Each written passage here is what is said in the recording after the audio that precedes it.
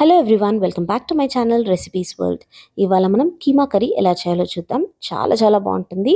ఈ recipe start చేసే ముందు నా ఛానల్ ఎవరైనా సబ్స్క్రైబ్ చేయకపోతే సబ్స్క్రైబ్ చేయండి, ఇంకా బెల్ ఐకాన్ పైన క్లిక్ చేయండి.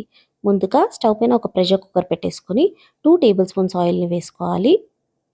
ఆయిల్ వేడయ్యాక ఒక బగారాకుని ఇలా కట్ చేసేసుకొని వేసుకోవాలి. ఇప్పుడు ఇందులో 4 లవంగాలను వేసుకోవాలి, 3 ఇలాచీలను వేసుకోవాలి. మసాలాలు వేయడం వల్ల కర్రీ అనేది చాలా ఫ్లేవర్ఫుల్గా ఉంటుంది. ఇవి కొంచెం ఫ్రై కాగానే కట్ చేసుకున్న 2 ఉల్లిపాయ ముక్కలు, కట్ చేసుకున్న 2 పచ్చిమిర్చిలను వేసేసుకొని లైట్గా బ్రౌన్ అయ్యేంత వరకు ఫ్రై చేసుకోవాలి. స్టవ్ని హై ఫ్లేమ్లోనే ఉంచుకోండి. హై ఫ్లేమ్లో లైట్గా బ్రౌన్ అయ్యేంత వరకు ఫ్రై చేసేసుకోవాలి. చూసారా, ఆనియన్స్ బ్రౌన్ అయిపోయాయి. ఇప్పుడు ఇందులో 1 టీ స్పూన్ కసూరి మెతి వేసేసుకొని ఇప్పుడు ఆనియన్స్ని కంప్లీట్గా బ్రౌన్ అయ్యేంత వరకు ఫ్రై చేసుకోవాలి. కసూరి మెతి లేకపోతే స్కిప్ చేసేయండి, ఉంటే మాత్రం తప్పకుండా వేయండి. చాలా బాగుంటుంది. చూసారా, ఆనియన్స్ బ్రౌన్ అయిపోయాయి. ఇప్పుడు ఇందులో 1 టీ స్పూన్ అల్లం వెల్లుల్లి పేస్ట్ వేసుకొని దీంట్లోని పచ్చిదనం వెళ్ళిపోయేంత వరకు ఫ్రై చేసుకోవాలి. 1 to 2 మినిట్స్ ఫ్రై చేస్తే సరిపోతుంది. అల్లం వెల్లుల్లి పేస్ట్ బాగా ఫ్రై అయిపోయింది.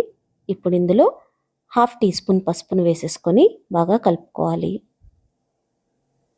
ఇలా అంతా ప్రాపర్గా కలిసేలాగా కలిపేసుకోవాలి. ఇప్పుడు ఇందులో 1/2 kg కీమాని వేసుకోవాలి. కీమాని మంచిగా వాష్ చేసేసుకొని దీంట్లోని వాటర్ అంతా తీసేసి పక్కన పెట్టుకున్నాను. ఈ కీమాని ఇందులో వేస్తున్నాను.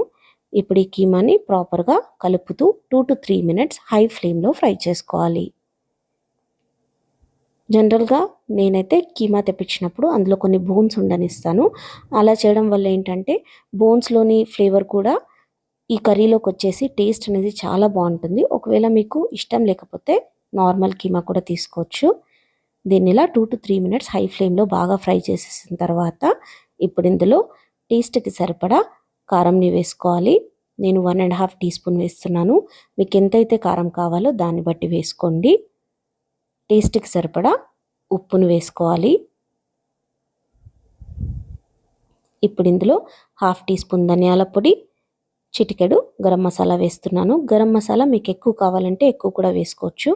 నాకు దాని ఫ్లేవర్ పర్సనల్గా ఎక్కువగా ఇష్టం లేదు కాబట్టి నేను కొంచెం అలా ఫ్లేవర్ కోసం వేస్తాను అంతే. మీకు ఒకవేళ ఎక్కువ కావాలంటే 1/2 టీ స్పూన్ వరకు కూడా మీరు వేసుకోవచ్చు. ఇప్పుడు ఈ మసాలాలన్నీ ప్రాపర్గా కలిపేసుకొని ఒక 2 మినిట్స్ ఫ్రై చేసుకోవాలి.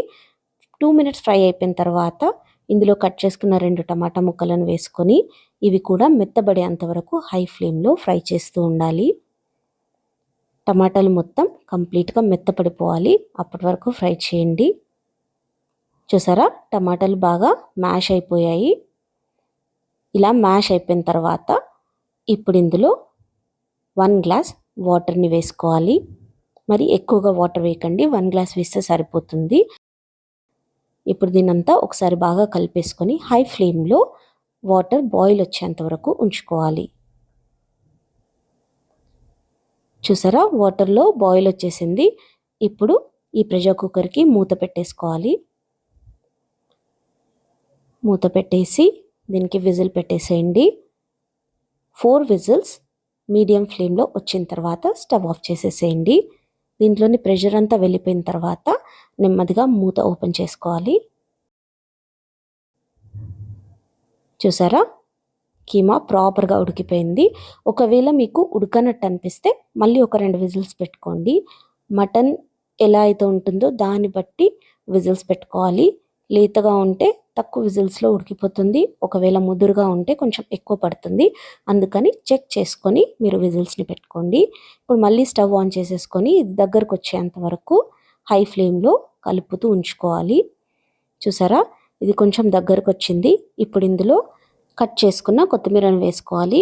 ఇప్పుడు దీని అంతటిని బాగా ఒకసారి కలిపేసుకొని స్టవ్ని మీడియం ఫ్లేమ్లో పెట్టుకొని 1 to 2 మినిట్స్ ఉడికించుకోవాలి. 1 to 2 మినిట్స్ ఉంచేసుకున్న తర్వాత స్టవ్ ఆఫ్ చేసేసి సర్వ్ చేసేసుకోవాలి. చూసారా, కీమా ఎంత ఈజీగా రెడీ అయిపోయిందో. చాలా బాగుంటుంది. తప్పకుండా ట్రై చేయండి. ప్రేమతో వండండి, ప్రేమతో వడ్డించండి. మీకు ఈ రెసిపీ నచ్చినట్లయితే లైక్ చేయండి, షేర్ చేయండి, కామెంట్ చేయండి, ఇంకా తప్పకుండా సబ్స్క్రైబ్ చేయండి. Thank you.